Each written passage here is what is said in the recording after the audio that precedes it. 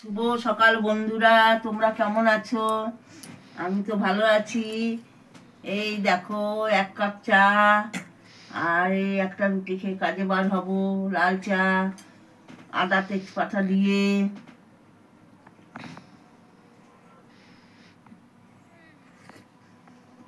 হ্যাঁ, খুব ভালো।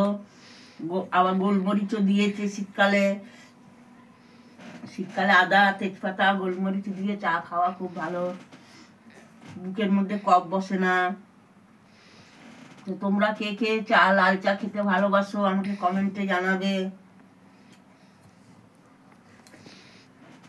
আমি তো ভীষণ ভালোবাসি। আর আজকে মনে হচ্ছে ঠান্ডাটা একটু কম, রোদও দিয়েছে।